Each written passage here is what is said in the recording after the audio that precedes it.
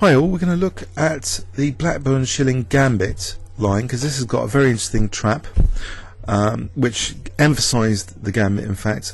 Now it was after Henry Blackburne, who was a fantastic British player, very enthusiastic. He played thousands of games, he played blindfold simultaneouses.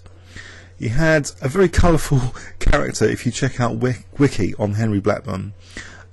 He was a whiskey drinker, he married twice. Anyway, so this Gambit, it's apparent from Wiki that he may have been using it to win shillings, which was a form of British currency before the metric system, with each win. So it was a very rapid win with black achieved with this. So let's see how. So e4, e5, normal natural moves that you'd expect from most players to play knight f3. So he defended his pawn. But now, after bishop c4, instead of a bog standard move like knight f6 or bishop c5, he played this very cheeky move, which actually in theory compromises black's position quite significantly.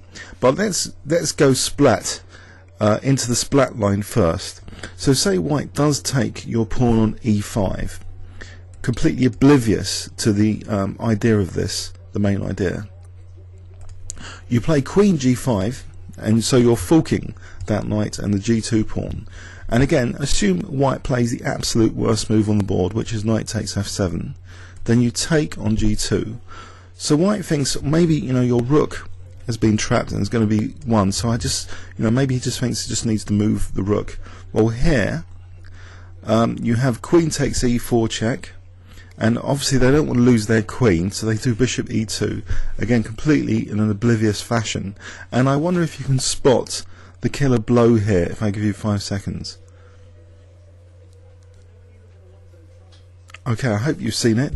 Splat, knight f3. So that is a quick way of winning a shilling in old currency, or I think it's 5p in new currency, according to someone called Chandler, who's a very entertaining writer. So okay, let's look at that again, just to revise it. If you really do want to play this, I would recommend in blitz mainly against people that don't seem to have studied gambits in particular, or opening three. So knight d4, so they take on e5, your pawn on e5. That's the absolute most provocative continuation. So queen g5, so say they play knight takes f7, you take on g2. They take you. They don't take your rook. They play the absolute worst move, which is actually to move their rook. So you just take on e4.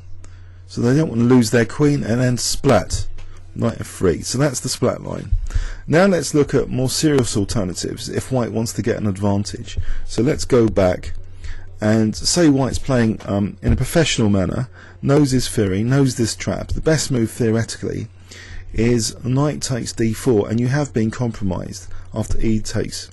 Say they now play a good move c3, and you naturally try and defend your bishop, the pawn with the bishop, then you've just fallen into another a white trap here, because white plays bishop takes f7 check.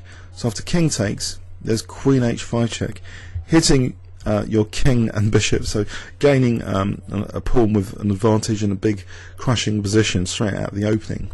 So bishop c5 is not recommended if you're going to play this. If you do see this sequence, probably best here is to play d takes c. And some people have managed to weasel out wins with black here, but it's not so pleasant. You're a bit underdeveloped. Maybe you can try and carry on with d6, knight f6, bishop e7, try and castle.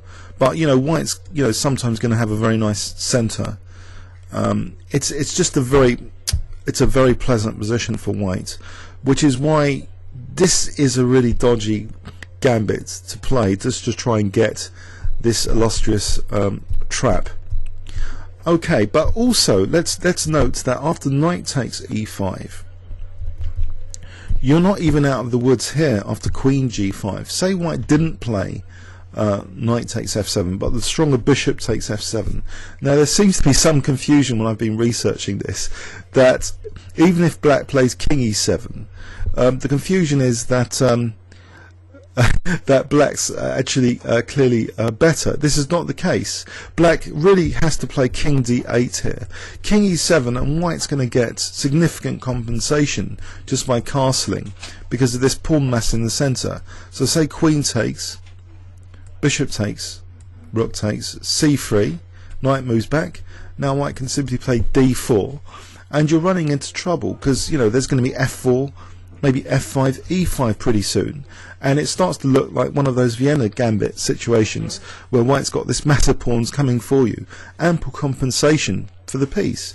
For example, queen takes e4, rook e1, queen moves, there's d5, winning piece already, and your king's still stuck in the centre. So this kind of position where white's just won his piece back and now can play a move like rook e3 shows the unpleasantness of having the king exposed, not being able to castle, and so it was only temporarily a piece up. So you've got to be careful then.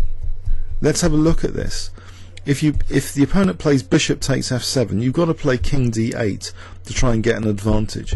But even here, it's not too, you know, clear cut. Say white castles queen takes, you can carry on again with c3 and maybe protect the pawn first and get the bishop out and start, you know, marching these pawns. So it's not completely clear cut, that line.